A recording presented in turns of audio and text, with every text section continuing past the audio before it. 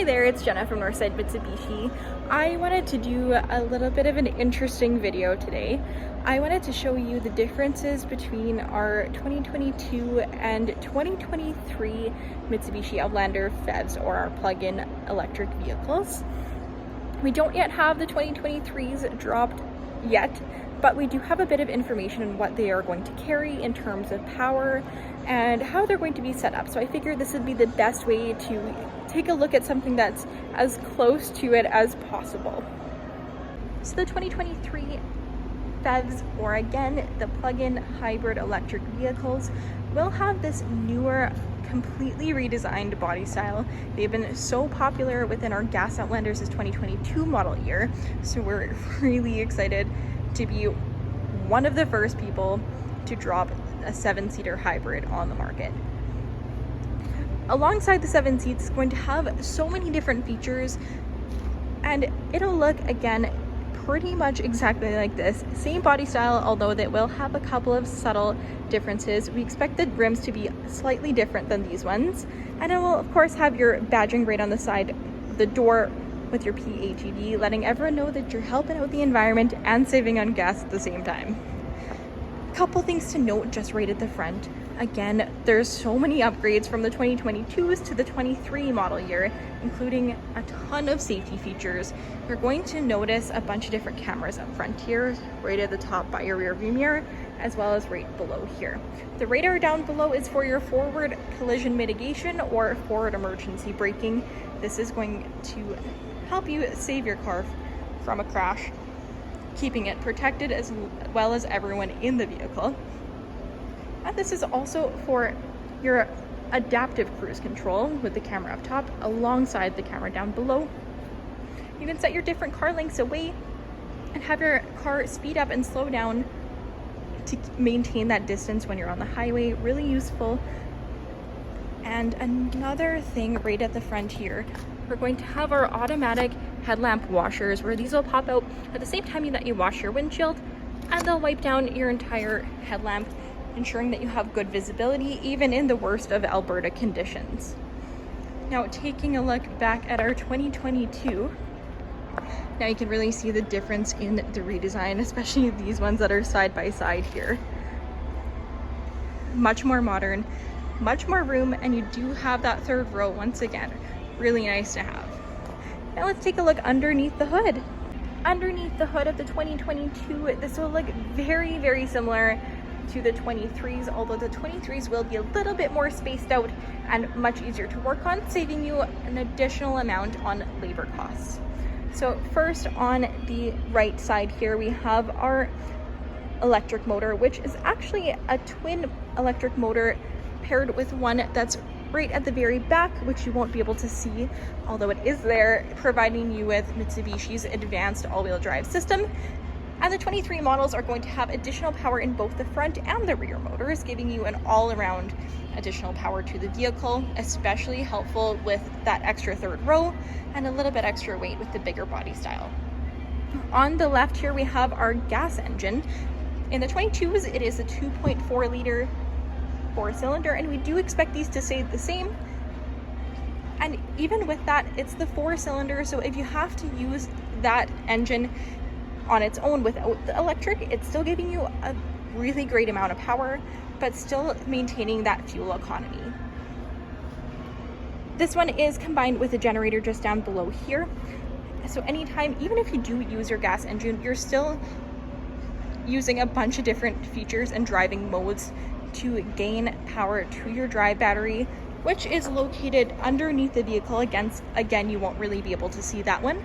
But this one right here on the 22s is a 13.8 kilowatt hour drive battery, whereas the 2023s, again, the body style will look like this. Those ones are going to upgrade to a 20 kilowatt hour battery. Because of that, you get an extended range from the around 38 kilometers of pure EV to between 68 and 86 kilometers of pure EV range on this one. That is a drastic bump. We're all so excited to actually test that out. And again, there are so many different ways to extend your battery range and get that up to closer to 90 or even 100 kilometers of pure EV range. very flexible, and very, really fun to drive. Because it has the 20 kilowatt hour dry battery on the newer models, you actually get a larger rebate. These on the 22s, you had a $2,500 rebate from the government, and because of the larger battery, the government says thank you and gives you double that at $5,000 off your vehicle. Really exciting. Now we're gonna take a look at some of the features on the inside. These ones we don't expect to stay exactly the same, but we do expect them to stay similar. So some of the things that we're going to be looking at are these driving modes. So the driving modes on the inside are going to range anywhere from your battery save or charge, your pure EV, as well as your 4-wheel drive modes and your sport mode. These modes right over here are actually going to be turned into a dial, so you can select by just shifting the dial left and right. The sport mode is going to turn into a power mode, which is essentially the same thing, where you're engaging both twin electric motors as well as your gas engine to give you maximum power with all of those combined. And rather than just having your 2-wheel drive, 4-wheel drive, and 4-wheel drive lock in this one, you're going to be able to change between your eco mode, gravel mode, snow mode, mud mode, tarmac mode, and a couple other ones as well, giving you a ton of different options for any type of terrain, making sure that you're prepared for any one. These ones we do expect to stay the same from the information that we've been given. You of course can stay in your pure electric vehicle or EV mode to just drive on your EV drive battery power, rather than using your gas engine, to save on a little bit of extra fuel economy and help the environment just that much more. And your battery save and charge we do expect to stay the same as well. The battery save is going to use your gas engine a little bit more and maintain the battery power as much as possible. Really good for highway driving. So if you're back in the city, then you can just use your EV, since driving on the highway is going to give you better fuel economy either way. The battery charge is really, really useful one if you're driving highway, or if you're driving on in the city and you just don't quite have enough charge to get you through. Really good to do that one. It'll use a bunch of different things, including the generator that I talked about before, and it'll generate more power for the battery, the dry battery, just right down below. We also have this B mode, which we do expect to have with either your gear shift knob or on these paddle shifters right above, and that is essentially using your gas motor as an engine brake. So anytime you're slowing down or take your foot off of the pedal, off the gas, the friction from when you slow down you can adjust as well to give you more friction or less friction, and the more friction you get from it, the more it'll turn that kinetic energy into electric energy, again going right down to your dry battery down below the vehicle. Really, really great way to get more power out of your vehicle. And actually right on the screen you will be able to see where all the power is going to, whether it's going from your gas engine right down to your wheels, from your gas engine into your battery, or from the electric motors right into the wheels right below. Very intuitive and really good to learn how to use electric vehicles and hybrid vehicles just that much more. With the plug-in hybrids, they are actually the best option to get the best fuel economy out of them. With regular hybrids, you have to use your gas almost always, so you would get closer to the 5 or 6 kilometers per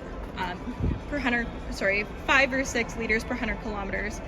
But with these plug-in hybrids, as you can see, we have this one charging up. It can plug in right to a 3-prong outlet. These ones are getting you closer to the 3 or 4 liters per 100 kilometer, which is just crazy. You're almost never going to have to fill up your vehicle.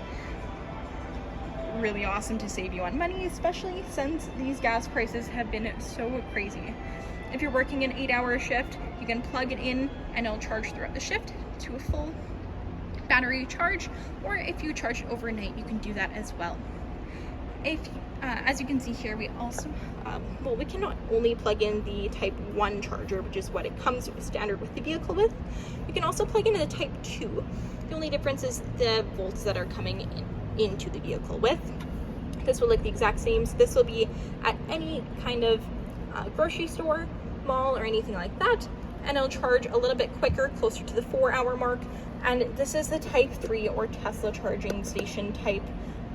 And these ones, it is future proof, where once we have a lot more of these, it'll be a lot more accessible. But if you do happen to have one close to you, or if you wanted to set one up within your own home, those have been much more accessible and cheaper to get recently. You can absolutely plug this one in and it'll charge your entire battery in about 85% of your battery in about 35 minutes. Lots of different options for that.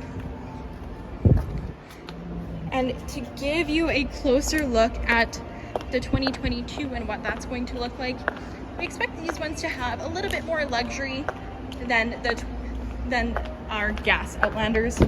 So you probably won't see any of this cloth seating. You'll probably see what you saw in the 2022 with the half leather and half suede, or just full leather entirely. This was the gear shift knob that I mentioned before, with the addition of the power mode that will be right over here. We're not entirely sure about the gear shift knob, but it may look like this. It may look closer to the 2022. But to give you a better idea of the space you get in the front, it's quite a bit more. You'll have the full panoramic sunroof rather than just the sunroof in the front. And again, you'll have that third row seating. This is our second row seating, where these seats can fold completely down, and they can also move forwards, backwards, and recline. And our third row seating is going to be right back there, where there are going to be pop-up seats where you can fold them up or down. Once again, a ton more options in these 2023s. We're so excited for these to drop and get more information as they come. Thank you so much for watching, and please let me know if you have any other questions about anything that I mentioned in the video. Thanks so much. Hope to see you soon.